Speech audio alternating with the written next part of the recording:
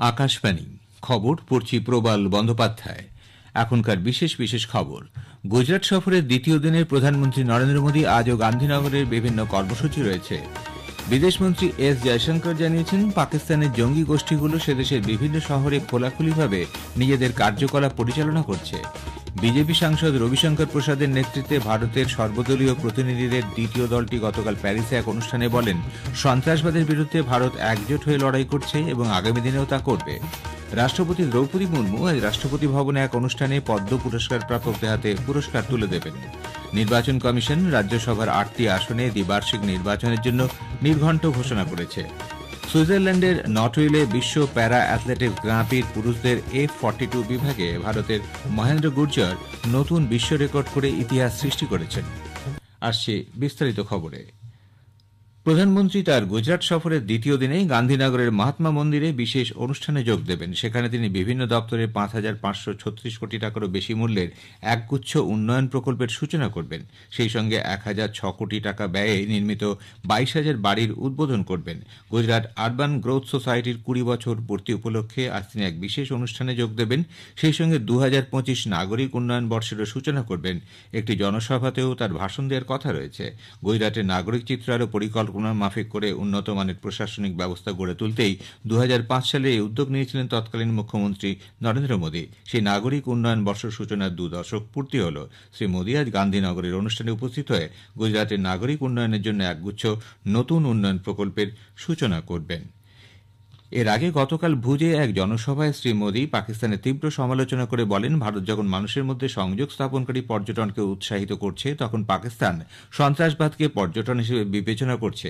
শ্রী মোদী অভিযোগ করেন, পাকিস্তান তাদের যুব সমাজের ভবিষ্যৎকে স্বার্থপরতার জন্য ধ্বংস করছে।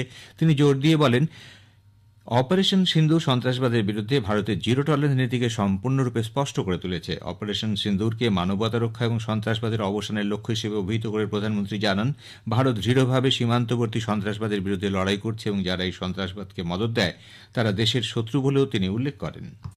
15 दिन तक हमने इंतजार किया फिर पाकिस्तान आतंकवाद के खिलाफ कोई कदम उठाएगा, लेकिन शायद आतंकवाद ही उनकी रोजी रोटी। जब उन्होंने कुछ नहीं किया, फिर मैंने देश की सेना को खुली छूट दे दी।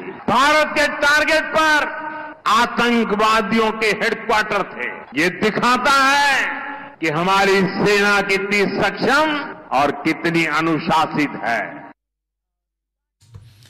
বিদেশমন্ত্রী এস জয়শঙ্কর জানিয়েছেন, পাকিস্তানের জঙ্গি গোষ্ঠীগুলো সেদেশের বিভিন্ন শহরে খোলাখুলিভাবে নিজেদের কার্যকলাপ পরিচালনা করছে। তাদেরকে অর্থনৈতিকভাবে সাহায্য করছে পাকিস্তান সরকার ও তার সেনাবাহিনী। জার্মানির একটি সংবাদপত্রের সাক্ষাৎকার দেওয়ার সময় জয়শঙ্কর আরও বলেন, অপারেশন সিন্দুরের মাধ্যমে ভারতের তরফ থেকে জঙ্গিদের উদ্দেশ্যে কড়া বার্তা দেওয়া হয়েছে যে সন্ত্রাসবাদী হামলার মূল্য তাদের দিতে হবে।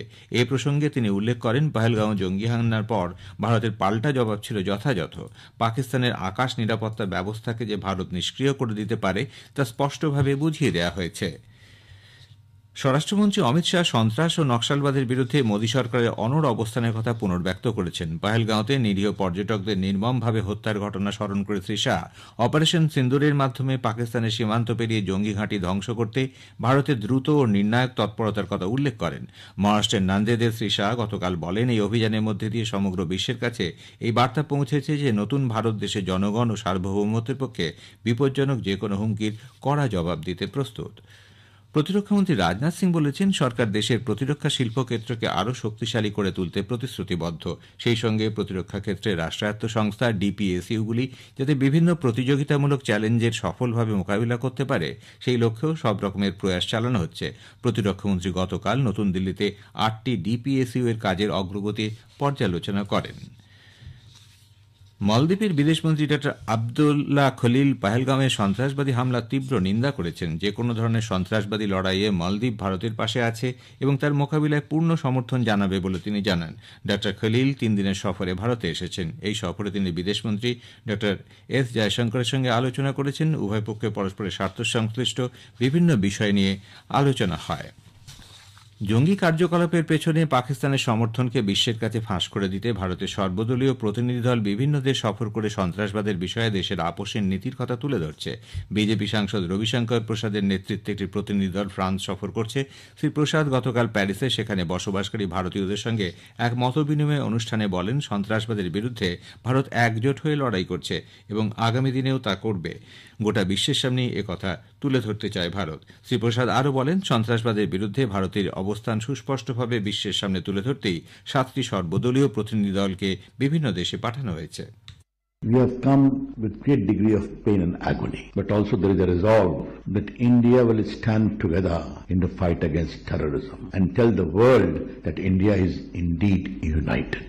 7 delegations have gone in different parts of the world. I am leading the delegation to Europe. Congress সাংসদ শশী থারুরের নেতৃত্বে আরেকটি সর্বদলীয় দলের সদস্য বিজেপি সাংসদ তেজস্বী সূর্য গায়না জাতীয় সংসদে পাকিস্তানের সন্ত্রাসবাদী তৎপরতার সমর্থনে বেশ কিছু নথি প্রকাশ করেন। পাকিস্তান যে গোড়া থেকেই ভারতের বিরুদ্ধে ছায়াযুদ্ধ চালিয়ে যাচ্ছে সে কথাও তিনি স্পষ্ট করে দেন।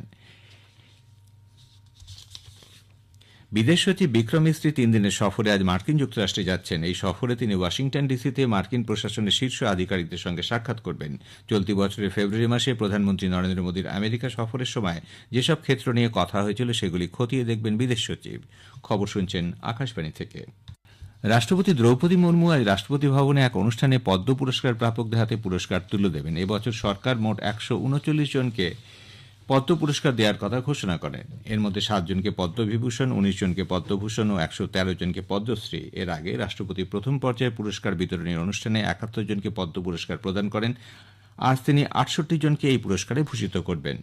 রাষ্ট্রপতি গতরাতে রাষ্ট্রপতি ভবনের কালচারাল সেন্টারে সুপ্রিম কোর্টের নতুন প্রধান বিচারপতি ভূষণ রামকৃষ্ণ গাভায়ের সম্মানে এক ভোজসভার আয়োজন করেন। এই অনুষ্ঠানে উপস্থিত ছিলেন উপরাষ্ট্রপতি জগদীপ ধনখড়, লোকসভার অধ্যক্ষ ওম বিড়লা, প্রতিরক্ষামন্ত্রী রাজনাথ সিং, বিদেশমন্ত্রী এস জয়শঙ্কর সহ অন্যান্য বিশিষ্ট ব্যক্তিবর্গ। প্রধানমন্ত্রী নরেন্দ্র মোদী বিগত দশকে ভারতের মধু শিল্পক্ষেত্রে রূপান্তরের উপর গুরুত্ব আরোপ করেছেন। আকাশবাণীতে তার মাসিক বেতার অনুষ্ঠান মন কি বাতে গত রবিবার তিনি বলেন, দেশে মধু উৎপাদন উল্লেখযোগ্যভাবে 60% বৃদ্ধি পেয়েছে। ছত্তিশগড়ের কোরিয়া জেলার মৌমাছি সংরক্ষণের সাফল্যের দৃষ্টান্ত তুলে ধরেন তিনি। নির্বাচন কমিশন রাজ্যসভার 8টি আসনে দ্বিবার্ষিক নির্বাচনের জন্য নির্ঘণ্ট ঘোষণা করেছে। এর মধ্যে 6টি আসন তামিলনাড়ুর ও 2টি অসমের। এই 8টি আসনে ভোট নেওয়া হবে 19 জুন। এর জন্য আনুষ্ঠানিক বিজ্ঞপ্তি জারি করা হবে আগামী সোমবার 2রা জুন। 19 জুনেই ভোট গ্রহণের পর ভোট গণনা করা হবে। উল্লেখ্য, রাজ্যসভার এই 8 জন সাংসদের কার্যকালের মেয়াদ শেষ হচ্ছে জুন এবং জুলাই মাসে। নদিয়ার কালীগঞ্জ বিধানসভা কেন্দ্রের উপনির্বাচনের বিজ্ঞপ্তি জারির মধ্যে দিয়ে মনোনয়নপত্র জমা নেওয়ার কাজ শুরু হয়েছে। চলবে আগামী সোমবার 2রা জুন পর্যন্ত। পরের দিন অর্থাৎ 23রা জুন মনোনয়নপত্রগুলি পরীক্ষা করে দেখা হবে। নাম প্রত্যাহারের শেষ দিন 5ই জুন। উপজাতি বিষয়ক দপ্তরের মন্ত্রী জুয়েল ওরাও আদিবাসী সম্প্রদায়ের উন্নয়নে সরকারের নিরবিচ্ছিন্ন প্রচেষ্টার কথা তুলে ধরেছেন। এই প্রসঙ্গে তিনি তাদের আর্থসামাজিক অবস্থার পরিবর্তন ঘটাতে বিগত 10 বছরে সরকারের গুরুত্বপূর্ণ উদ্যোগসমূহের উল্লেখ করেন। কর্ণাটক উপকূল, কোঙ্কণ, গোয়া ও মহারাষ্ট্রের মধ্যভাগে আজ ভারী থেকে অতি ভারী বৃষ্টির পূর্বাভাস দিয়েছে ভারতীয় আবহাওয়া দপ্তর। আগামী 2-3 দিনের মধ্যে গাঙ্গেয় পশ্চিমবঙ্গ, কেরালা, ছত্তিশগড়, আন্দামান, নিকোবর দ্বীপপুঞ্জে ভারী বৃষ্টিপাতের সম্ভাবনা। সুইজারল্যান্ডের নটউইলে বিশ্ব প্যারা অ্যাথলেটিক্স গ্রাঁ প্রি পুরুষদের F42 বিভাগে ভারতের মহেন্দ্র গুর্জর নতুন বিশ্ব রেকর্ড করে ইতিহাস সৃষ্টি করেছেন। ওই বিভাগে 61.17 মিটার বর্ষা নিক্ষেপ করে তিনি স্বর্ণপদক পান। 27 বছর বয়সী গুর্জর ব্রাজিলের রবার্তো ফ্লুরিয়ানি এডনেলসনের রেকর্ড ভেঙে নতুন নজির গড়েছেন। এশিয়ান অ্যাথলেটিক চ্যাম্পিয়নশিপে 2025 আজ দক্ষিণ কোরিয়ার গুমিতে শুরু হচ্ছে। ভারত থেকে 60 জন খেলোয়াড় এই প্রতিযোগিতায় অংশ নিতে চলেছেন। এদের মধ্যে ভারতের অন্যতম অ্যাথলেটিক জ্যোতি ইয়ারাজি, পারুল চৌধুরীর পারফরমেন্সের দিকে তাকিয়ে রয়েছে গোটা দেশ। সিঙ্গাপুর ওপেন ব্যাডমিন্টন প্রতিযোগিতা শুরু হচ্ছে। ভারতের পিভি সিন্ধু, লক্ষ্য সেন, সাত্বিক সাইরাজ, রাঙ্কি রেড্ডি, চিরাগ শেট্টি জুটি এই টুর্নামেন্টে অংশ নেবেন। টুর্নামেন্টের প্রথম দিনেই মহিলাদের সিঙ্গলসে দুবারের অলিম্পিক পদকজয়ী ষোড়স্থানাধিকারী পিভি সিন্ধু মুখোমুখি হবে কানাডার ওয়েন ঝু ঝাংয়ের। দিল্লি ও মিজোরাম আর ছত্তিশগড়ের নারায়ণপুরে স্বামী বিবেকানন্দ অনূর্ধ্ব 20 ফুটবল জাতীয় চ্যাম্পিয়নশিপের ফাইনালে মুখোমুখি হবে। আইপিএল ক্রিকেটে আজ লিগ পর্বের শেষ ম্যাচে Lucknow super giants royal Challengers বেঙ্গালুরুর বিরুদ্ধে খেলবে। লখনৌয়ের একানা ক্রিকেট স্টেডিয়ামে খেলা শুরু সন্ধ্যে 7:30টায়। শেষ করার আগে বিশেষ বিশেষ খবরের কিছু অংশ আবার পড়ছি। গুজরাট সফরের দ্বিতীয় দিনে প্রধানমন্ত্রী নরেন্দ্র মোদীর আজও গান্ধীনগরে বিভিন্ন কর্মসূচি রয়েছে। বিদেশমন্ত্রী এস জয়শঙ্কর জানিয়েছেন, পাকিস্তানের জঙ্গি গোষ্ঠীগুলো সেদেশের বিভিন্ন শহরে খোলাখুলিভাবে নিজেদের কার্যকলাপ পরিচালনা করছে। বিজেপি সাংসদ রবিশঙ্কর প্রসাদের নেতৃত্বে ভারতের সর্বদলীয় প্রতিনিধিদের দ্বিতীয় দলটি গতকাল প্যারিসে পৌঁছেছে।